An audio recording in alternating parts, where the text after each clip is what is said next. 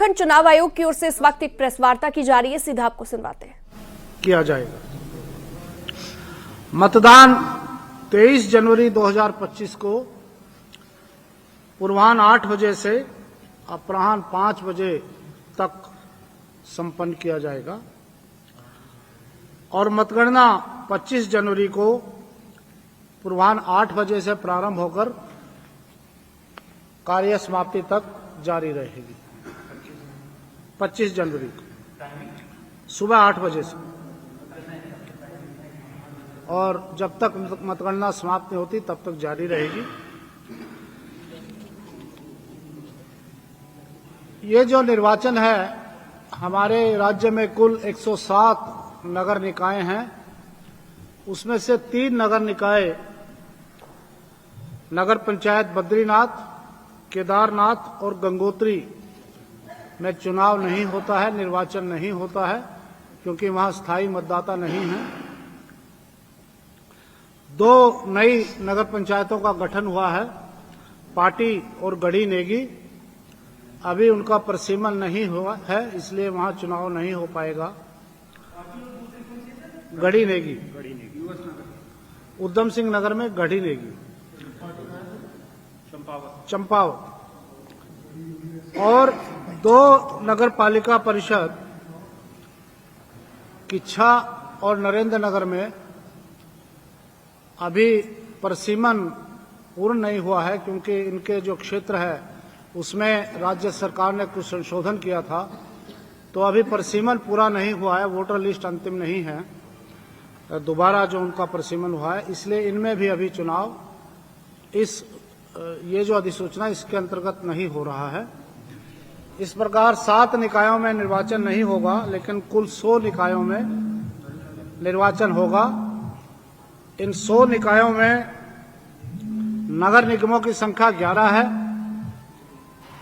नगर पालिका परिषदों की संख्या 45 है और नगर पंचायतों की नहीं, ये कुल संख्या मैं बता रहा हूं, 11, 45 और 48। इस प्रकार 104 निकायों में चुनाव होता है। और अब जो चुनाव हो रहा है वो हो रहा है 11 नगर निगम, 43 नगर पालिका परिषद और 46 नगर पंचायतें। और इसी बीच एक बड़ी खबर दिल्ली से, केंद्रीय शिक्षा मंत्रालय ने नो डिटेंशन पॉलिसी को खत्म कर दिया है। केंद्र सरकार के शिक्षा मंत्रालय ने राइट टू एजुकेशन के नियमों में बदलाव किया है। 5वीं और 8वीं कक्षा में वार्षिक परीक्षा में फेल होने वाले विद्यार्थियों को फेल कर दिया जाएगा। राज्य सरकारें अब 5वीं और 8वीं कक्षा में स्टूडेंट्स को फेल कर सकेंगी। अब से पहले 5वीं और 8वीं के बच्चों को फेल होने पर अगली कक्षा में प्रमोट कर दिया जाता था, लेकिन अब नो डिटेंशन पॉलिसी को खत्म कर दिया गया है।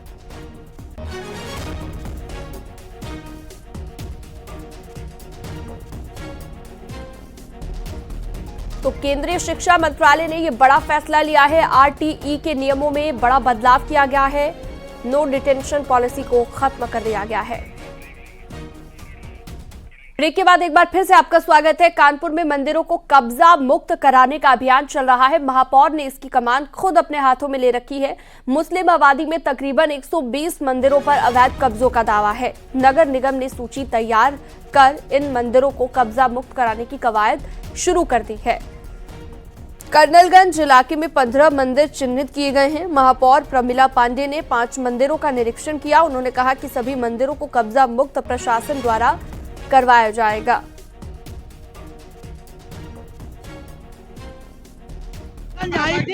यहाँ 5 मंदिरों में भगवान मिले, लेकिन टूटे फूटे मिले। शंकर भगवान गायब हैं, गौखे के भगवान, गणेश जी, शंकर जी, दुर्गा माई, पुरानी मूर्तियाँ सब खंडित है। क्या निर्णय करेंगे, प्रशासन करेगा। अभी मैं 15 कर भरे हैं, सब पे कब्जा है। डिप्टी मेयर मैडम ने निरीक्षण किया है, जहाँ पे अतिक्रमण था उसको हटाने का निर्देश दिया गया, सफाई भी किया गया है। एक मंदिर बहुत दिन से सीज था, बंद था, सील था, उसको खोला गया है। और आने वाले टाइम में कहीं भी ऐसे मंदिर हैं, चाहे वो किसी भी पॉकेट में हो, निश्चित रूप से उसको अनकवर किया जाएगा और उसकी सुरक्षा और सफाई देखी जाएगी।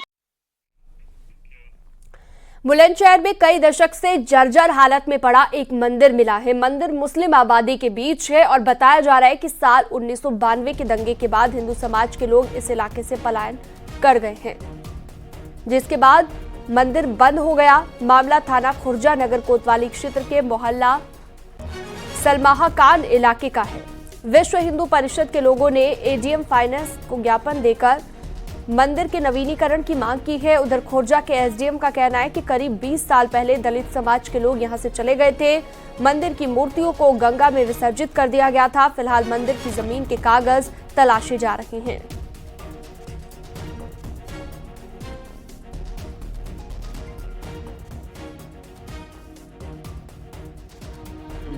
कुछ दिनों से एक न्यूज़ चल रही है कि मंदिर मिला है, तो इसके संबंध में मैं आपके माध्यम से स्पष्ट कर देना चाहता हूं कि मंदिर वहां था, कोई मंदिर मिला नहीं और वो मंदिर एज इट इज वहां पर है, थोड़ा सा खंडहर और जीर्ण शीर्ण अवस्था में है वो। और ये मोहल्ला सलमा हकान है खुर्जा में। सलमा हकान मोहल्ले में ये एक मंदिर है जो ये कहा जाता है कि वो काफी 30-32 साल पुराना मंदिर है। इसके संबंध में आसपास के लोगों से वार्ता की गई थी। वार्ता में लोगों ने बताया कि जाटा समाज एक वहां पे रहा करते थे, जाटा समाज के लोग वो मंदिर को इस्तेमाल करते थे। तो जब वहां से वो अपनी स्वेच्छा से वो लोग वहां से रिलोकेट कर गए किले गांव में, और रिलोकेट करने के बाद वो अपनी मूर्ति भी ले जाकर के विसर्जित कर दिया था उन लोगों। उत्तर प्रदेश के जनपद बुलंदशहर में थाना खुर्जा नगर कोतवाली क्षेत्र में एक ये मंदिर है जो पूरा क्षतिग्रस्त अवस्था में है। हिंदूवादी कुछ संगठन के लोगों ने ये दावा किया कि ये मंदिर साल 1992 के दंगे के बाद से यहाँ से जो लोग पलायन करके चले गए थे तभी से ये बंद पड़ा हुआ है और अब इसकी साफ़ सफाई और यहाँ पूजा अर्चना करना चाहते हैं। हालांकि यहाँ के स्थानीय लोगों को इस पूजा अर्चना या मंदिर बनने से कोई ऐतराज़ नहीं है, लेकिन उनका ये कहना है कि यहाँ किसी भी तरीके का कोई माहौल ख़राब नहीं होना चाहिए। आप इस मंदिर को देख रहे होंगे कि ये पूरा क्षतिग्रस्त अवस्था में है। हालांकि जो मंदिर के ऊपर गुम्मत है उस पर ओम अभी लिखा हुआ है। हालांकि जो इसकी गुम्मत थी वो भी क्षतिग्रस्त हो गई है और इसके अंदर एक पीपल का पेड़ है जो आज भी जीवित है और सही सलामत है। हालांकि यहाँ गंदगी है, लेकिन जो जिला प्रशासन के आला अधिकारी हैं वो कह रहे हैं कि अब इसकी साफ़ सफाई हम कराएंगे और साथ ही ये भूमि किसकी है ये भी जिला प्रशासन तय कराएगा कि आखिर ये ज़मीन किसकी है। और यहाँ जो ये पूरी आबादी है ये मुस्लिम आबादी है और यहाँ जो मुस्लिम आबादी में लोग रह रहे हैं उनका कहना है कि साल 2000 के आसपास यहाँ से जो हिंदू पक्ष के लोग थे वो यहाँ से अपना मकान बेचकर कहीं और शिफ्ट हो गए थे, उसके बाद से ही मंदिर बंद है। हालांकि हिंदू पक्ष का ये आरोप है कि ये साल 1992 के दंगे के बाद यहाँ से पलायन करके चले गए थे, लेकिन अब ये कुछ ही दिनों में इस मंदिर की साफ़ सफाई जिला प्रशासन द्वारा शुरू करा दी जाएगी। कैमरामैन अमन के साथ प्रशांत कुमार, न्यूज़ 18 बुलंदशहर।